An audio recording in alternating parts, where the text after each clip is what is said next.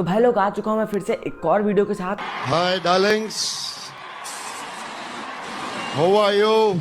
आज हम इस वीडियो में बात करेंगे रामायण के ट्रेलर की। हाँ, फिर से, क्योंकि 4 मिनट का ट्रेलर था एंड छोटी सी वीडियो में उसके बारे में ज़्यादा बातें नहीं हो पाती। जैसे पिछली वीडियो में फिर भी बात हुई थी, बट उसमें इतनी सारी hidden details, references, Valmiki Ramayana से कुछ चीज़ें चेंज करी है या नहीं, तो काफ़ी सारी चीज़ें हो जाती हैं। एक वीडियो में वो चीज़ें नहीं कवर हो पाती तो दूसरी वीडियो तो आनी जायज़ थी ही। तो इस वीडियो में हम इसी सब चीज़ों के बारे में बात करेंगे एंड रामायण के लिए मैं एक्साइटेड हूँ ही इतना कि all excited, fingers crossed. And mandatory Om Rawat को मेंशन देना तो बनता ही है, क्योंकि उनकी आर्ट पीस थी ही इतनी लेवल की कि अभी तक रामायण उस लेवल पे पहुंच ही नहीं पा रही। तो बात करना चालू करते हैं ट्रेलर के ऊपर। तो पहली डिटेल हमें ये देखने मिलती है कि रावण एंटर कर रहा है लंका में एंड जब आप उस सीन को ध्यान से देखोगे तो रावण ने लाइक एक कपड़ा या लिबास टाइप लपेटा हुआ है। प्लस अगर तुम थोड़ा सा पढ़ोगे तो रावण जब लंका लाइक सीज करने आया था कुबेर जी की, तो कुबेर जी उनके आधे भाई हैं। तो वाल्मीकि रामायण में ऐसा था कि कुबेर जी ने लंका को छोड़ दिया था रावण से परेशान होके, मतलब क्योंकि वो बहुत ताकतवर हो गया था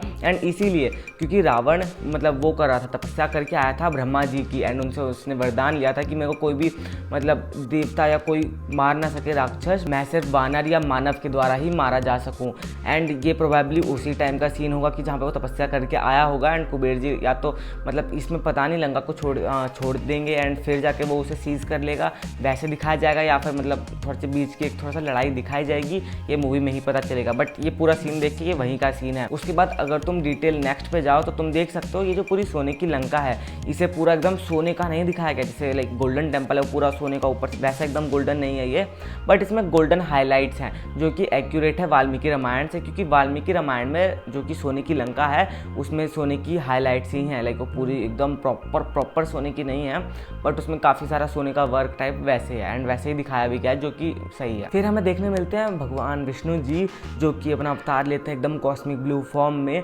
एंड इसमें देखने मिलेगा कि कौन उन्हें प्ले करेगा। लाइक इसमें ढंग से ट्रेलर में हमें नहीं पता चलता कि कौन प्ले कर रहा है, बट वो चीज़ हमें मूवी में ही पता चलेगी, क्योंकि आई थिंक कॉमिक जो थी उसमें शायद रणबीर कपूर को ही दिखाया गया था, बट ट्रेलर में उतना ढंग से पता नहीं चलता, लाइक पहचान में नहीं आता वो फेस। बट स्टिल अगर मैं वाल्मीकि रामायण की बात करूँ तो उसमें ऐसा था कि सारे देवी देवता आएंगे विष्णु जी के पास कि आप एक अवतार लीजिए और रावण का वध कीजिए, क्योंकि उसे कोई भी देव या देवी या फिर कोई भी राक्षस नहीं मार सकता, उसके पास ये वरदान प्राप्त होता है एंड ये सीन उधर का ही उसी टाइम का होगा प्रोबेबली। फिर हमें देखने मिलते हैं राजा दशरथ, जो कि पार्ट को मैंने थोड़ा सा क्रिटिसाइज करता पुरानी वीडियो में इससे पहले वाली रामायण की, तो आप जाके देख सकते हो। बट इस सीन के बारे में बात करते हैं तो अगर आप इस सीन को ध्यान से देखो तो इस सीन में पूरे तिलक एंड फायर को थोड़ा सा हाईलाइट करके दिखाया गया है, जो कि दिखाता है सूर्यवंशी लीनिएज या उनकी जो पूरा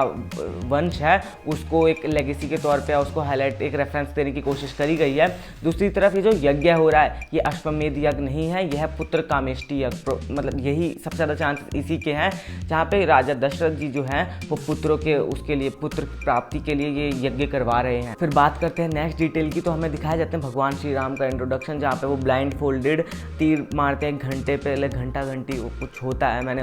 लाइक उस पर वो उतना देखा नहीं, बट मैं इंटरेस्टेड था धनुष में। तो धनुष है कोंडांडा वो जो आगे जाके हमें परशुराम जी उन्हें देंगे, वो वाला वो नहीं है, ये उनका स्टैंडर्ड वेपन है, आगे जाके उन्हें अगस्त्य परशुराम जी से आगे वेपन्स मिलेंगे, तो हाँ ये कोंडांडा वो है। एंड बाय द वे अगर मेरी प्रोनाउंसिएशन सही नहीं हो तो मेरे को माफ़ कर देना, लाइक उतना मैं भी एकदम पिक्चर परफेक्ट नहीं हूँ, तो हाँ माफ़ कर देना यार। अब बात करते हैं एक मेन और मेजर सीन की, तो मिथिला में हमें दिखाया जाता है भगवान श्री राम जहाँ पे वो शिव धनुष उठाते हैं एंड अगर आपको नहीं पता तो मैं पहले एक हिस्ट्री कॉन्टेक्स्ट बैकग्राउंड दे देता हूँ शिव धनुष का, जिसका नाम है पिनाका। अगर आपको नहीं पता तो जो शिव धनुष है ये इतना भारी है कि 5000 स्ट्रॉन्ग मैन लगते थे इसे सिर्फ राजा दशरथ के महल तक ले जाने में, 5000 स्ट्रॉन्ग मैन। एंड अगर आपको नहीं पता तो एवरेज हाइट के हिसाब से मैं बताता हूँ, एवरेज हाइट रामायण के पीरियड के टाइम होती थी 8 से 9 फीट एंड स्ट्रॉन्ग मैन की होती थी एवरेज हाइट 10 फीट। तो आप जस्ट इमेजिन करो 10 फीट के लाइक स्ट्रॉन्ग मैन जो कि 5000 लगते थे सिर्फ से और सिर्फ एक धनुष को ले जाने के लिए। तो आप सोचो भगवान श्री राम, मैं इमेजिन भी नहीं करूँ, दिस इज सम एक होता ना बहुत इसके लिए तो मेरे पास नेक्स्ट लेवल का शब्द जो है ना वो भी फीका पड़ जा रहा है। मैं तो यही बोलना चाहूँगा, आई डोंट नो इसे मूवी में कैसे दिखाएंगे, बट प्लीज़ आई रिक्वेस्ट कि इसे आप बहुत लाइक होता है ना भाई,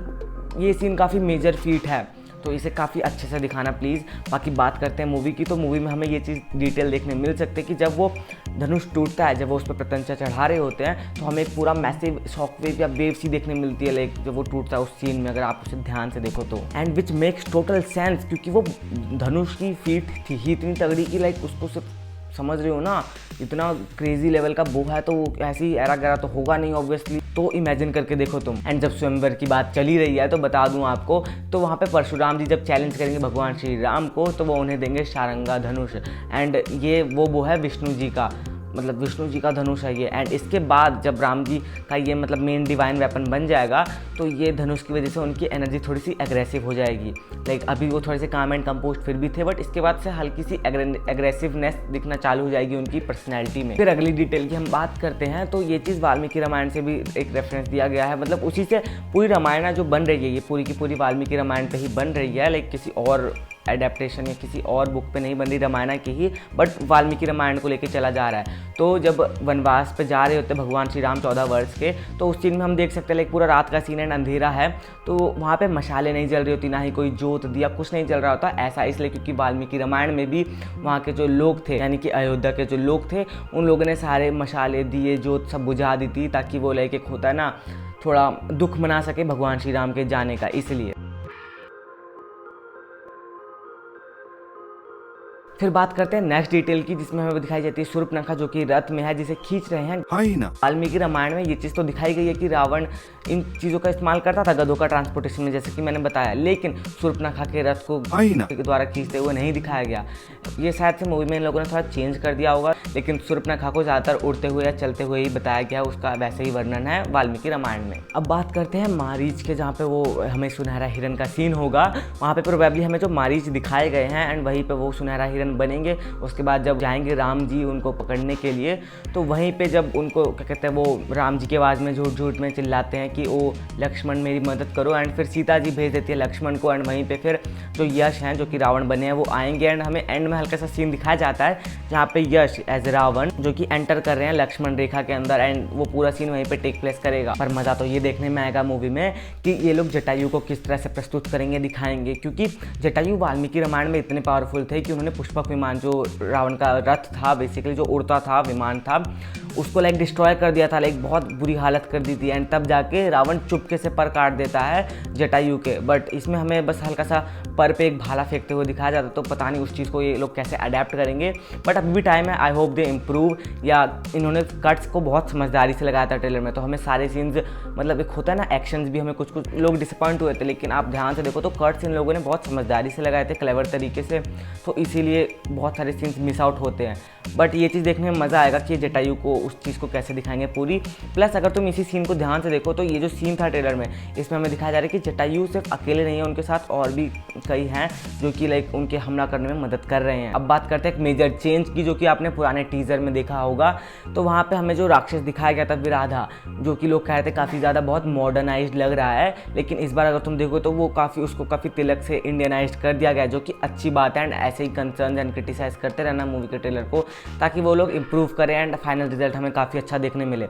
अब बात करते हैं कि मेन तो वाल्मीकि रामायण में ऐसा था कि क्योंकि वो मार नहीं सकते थे उसको, तो भगवान श्री राम एंड लक्ष्मण उसके हाथ काट के उसको जिंदा दफना देते हैं। हाँ, उसको जिंदा दफना देते हैं ताकि वो मतलब बाहर ना आ पाए, क्योंकि उसे मारा जा नहीं सकता था। एंड ये वाला सीन देखने में लाइक मज़ा आएगा कि भाई कैसे दिखाएंगे। ऊपर से ऊपर अगर आपको याद हो तो जब शूर्पणखा की नाक काट दी जाएगी तो जाएगी अपने भाई खर के पास, एंड जब वो खर के पास जाएगी तो 14,000 राक्षसों के साथ आएगा, एंड वहाँ पे भगवान श्री राम का जो हमें वन में पूरा का पूरा एनकाउंटर दिखाया गया है, एंड हल्का सा लाइक वो तीर वीर मार रहे हैं, तो वो देखने में मज़ा आएगा। क्योंकि वहाँ पे जिस हिसाब से वाल्मीकि रामायण में वो पूरा सीन वर्णन है, डेट इज सम क्रेजी,